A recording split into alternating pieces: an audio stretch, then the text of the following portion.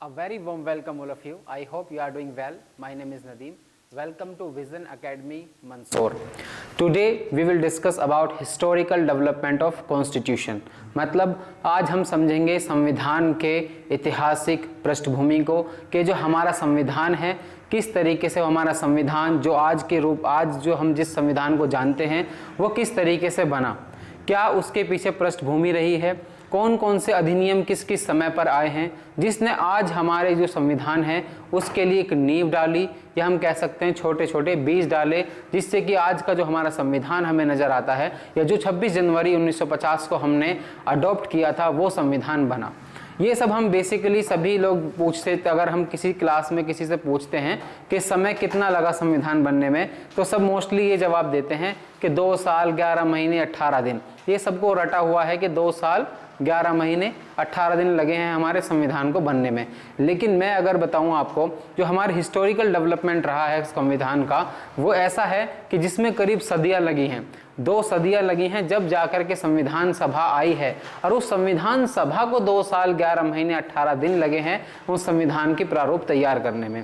तो संविधान का जो हमारे हिस्ट्री रही है उसके बारे में हम इस पर चर्चा करेंगे और जानेंगे और समझेंगे किस तरीके से हमारे संविधान की एक जर्नी रही है और कौन कौन से अधिनियम कब कब आए हैं और उसने क्या हमारे संविधान पर एक छाप छोड़ी है। ठीक, साथ ही साथ हम इसमें ये भी जानेंगे कि इस बीच governor general of Bengal, governor general of west Bengal, governor general of Bengal, governor general of Madras या governor general of Madras Maharashtra Mumbai, अगर ये अलग अलग हैं, जिस टाइम बम्बई कहा जाता था जिसको, अगर ये सब अलग अलग गवर्नर जनरल थे, ये कब गवर्नर जनरल ऑफ इंडिया बना, वो कौन सा अधिनियम आया था जिसने इनको गवर्नर जनरल ऑफ इंडिया कहलाया, फिर गवर्नर जनरल ऑफ इंडिया और वायसरॉय में क्या फ़र्क है, इन सब चीज़ों के बारे में हम अच्छे से विस्तार रूप से इसमें चर्चा करेंगे। लेकिन आज की जो मेरी वीडियो है वो है इंट्रोडक्टरी वीडियो है, जिसमें कि सिर्फ और सिर्फ हम इंट्रोडक्शन देंगे कि आगे की हमारी क्लासेज या आगे की हमारे संविधान पढ़ने की जो जर्नी है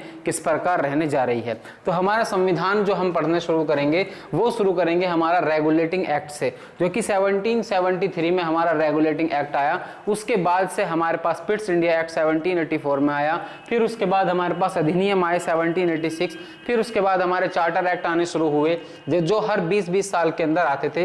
जैसे कि आप इस अंतराल को भी यहाँ पर देख सकते हैं कि हमारे जो चार्टर एक्ट थे वो हर 20 साल के दौरान आते थे। अब इसमें क्या है कि जब 20-20 साल के बाद ये आते थे, जैसे आप गैप देख सकते हैं यहाँ, इन सब में 20-20 साल का गैप रहा है कम से कम। फिर उसके बाद और भी अधिनियम आए हैं, जैसे कि फिर ये चार्टर एक्ट 1853, फिर उसके बाद जब 1857 का रिवोल्ट हुआ, उसके होने के बाद भारत की किस तरीके से ईस्ट इंडिया कंपनी का किस तरीके से रूप बदला और वहाँ ब्रिटिश की संसद का किस प्रकार हमारे देश की प्रशासन में इन्वॉल्वमेंट हुआ, उनका इंटरवेंशन हुआ इसके अंदर, उन्होंने कौन कौन से अधिनियम लाए, किस प्रकार से भारत के शासन को चलाने की शुरुआत करी या शुरू किया। ये सब अधिनियम बार बार आते रहे, अलग अलग रूप में आते हैं। कुछ लोग कुछ रिफॉर्म्स के नाम पे जाने गए, कुछ अधिनियम चार्टर के नाम से जाने गए, कुछ योजनाओं के नाम से जाने गए, जैसे वेवल्स योजना, क्रिप्स मिशन, शिमला सम्मेलन हुआ, कैबिनेट मिशन, अंतरिम सरकार का गठन, माउंटबेटन योजना आई, फिर जाके हमारा क्या हुआ, संविधान की जो है सभा बुलाई गई हमारी, जो संविधान सभा बुलाई गई थी 9 दिसंबर को संविधान सभा बुलाई गई थी। और इसमें 1947 को, फिर उसके बाद जब वो 9 दिसंबर को जब हमारी संविधान सभा आई, उसके बाद 2 साल 11 महीने 18 दिन लगे। तो वो अंतराल है जिसको हम कहते हैं कि इस संविधान को बनाने में 2 साल 11 महीने 18 दिन लगे। लेकिन मैं आपको बताऊं कि मैं आपको क्या, ये तो सिर्फ सभा का टाइम था जो संविधान सभा ने लिया, लेकिन जो हमारा अब ये एक्ट देखोगे आप, भारत शासन अधिनियम 1935, इस अधिनियम को अगर आप सही से देखोगे और फिर आज के हमारे संविधान की पृष्ठभूमि को देखोगे तो उसमें आप देख पाओगे कि दोनों के बीच में बहुत सिमिलैरिटी है। बहुत सारी चीजें यहाँ से उठाई हैं और हमारे जो आज का वर्तमान का संविधान है वहां पर वो चीजें दिखती हैं। ठीक है, तो ये अधिनियम भी पढ़ना हमारे लिए जरूर हो जाते हैं। और मैं ये कहना चाहूंगा, बतौर नागरिक या फिर बतौर स्टूडेंट आपको संविधान के बारे में पता होना बहुत अनिवार्य है, और आपको पता ही होना चाहिए कि हमारे देश की व्यवस्था किस तरीके से चलती है। साथ ही कुछ इंपॉर्टेंट टॉपिक्स जो होंगे वो भी मैं आपके साथ डिस्कस करता चलूंगा, जो मिसकंसेप्शन होते हैं स्टूडेंट्स के अंदर वो भी हम डिस्कस करेंगे। जैसे पॉलिटिकल पॉलिटिक्स और पॉलिटी, इन दोनों में क्या डिफरेंस है। बहुत सारे लोग इन टर्म्स को इंटरचेंजेबली यूज करते हैं, बट यहाँ पर क्या है, फर्क है दोनों के अंदर। जितना हम शब्दों की साफ तरीके से, एकदम शार्प तरीके से अगर हम शब्दों की पहचान और शब्दों की समझ बनाएंगे, उतने ही खुले तौर पर हम चीज़ों को समझ पाएंगे और उतने ही अच्छी तरीके से हम चीज़ों को सोच पाएंगे। जैसे कि गवर्नेंस और एडमिनिस्ट्रेशन, दोनों हम लोग सोचते हैं कि दोनों एक ही चीज़ है, लेकिन इन दोनों में फ़र्क होता है। वो क्या फ़र्क है, इस बारे में भी आगामी वीडियोज़ में अपनी चर्चा करेंगे। तो विजन अकेडमी मंदसौर में जो अब ये प्लेटफॉर्म है जहाँ पर संविधान की हम बात करेंगे, आपसे मुझे अनुरोध है कि आप इस चैनल को सब्सक्राइब कर लें, ताकि जो अपकमिंग वीडियोस मेरी आती रहेंगी, जो अलग अलग जो एक्ट हैं, रेगुलेटिंग एक्ट है, पिट्स इंडिया एक्ट है, अधिनियम है, चार्टर हैं, या फिर योजनाएं जो अलग अलग रूप में लेकर के ब्रिटिशर्स लेकर के आते रहे हैं, उन सब बारे में हम अच्छे से समझ पाएँ, पढ़ पाएँ और आपको वो नोटिफिकेशन मिल पाए समय पर। तो आप उसके लिए इस यूट्यूब चैनल को जरूर से जरूर सब्सक्राइब कर लें।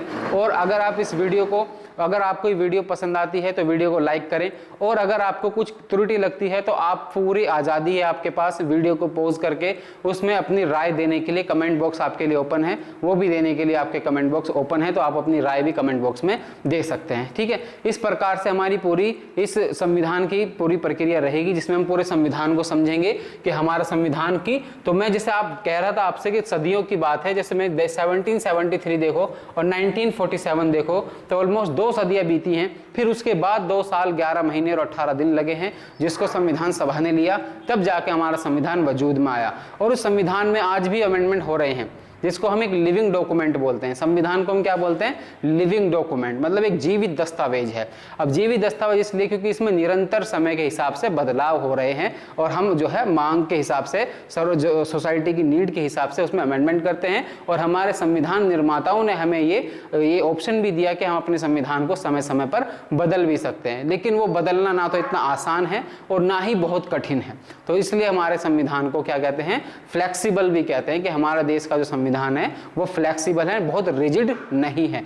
और हम इसमें साथ साथ प्रियम्बल भी पढ़ेंगे, कॉन्स्टिट्यूशन की और फीचर भी पढ़ेंगे, कंपैरिजन भी करेंगे किस तरीके से, और साथ ही हम ये भी जानेंगे कि संविधान किसी कंट्री के लिए क्यों जरूरी है और कितना महत्व रखता है एक संविधान का होना किसी देश के अंदर। क्या कोई देश बिना संविधान के भी चल सकता है, हाँ या नहीं, और उसमें क्या प्रावधान होते हैं, उन सब चीज़ों पर भी हम चर्चा करेंगे। तो आई होप कि आपको ये वीडियो समझ में आई होगी। अगर आपको कोई वीडियो समझ में आई है तो जैसे मैंने आपसे बोला, अगेन आपसे आग्रह करूंगा मैं, ये जो vision academy social work YouTube channel है, विजन अकेडमी जो यूट्यूब चैनल है, आप इसको सब्सक्राइब करें, वीडियो को लाइक करें, और जो पोर्शन आपको अच्छा लगा वो आप बताएं, जो आपको अच्छा नहीं लगा वो भी आप कमेंट बॉक्स में बता सकते हैं। किसको किस तरीके से आप समझना चाहते हैं, पिक्चराइज तरीके से हम चीज़ों को समझने की कोशिश करेंगे, पढ़ने की कोशिश करेंगे, और एक कहानी के रूप में पढ़ेंगे, ताकि हमें चीज़ें लंबे समय तक याद रहें। तो आई होप कि आप सब हमारे साथ रहेंगे। तो इसी के साथ धन्यवाद।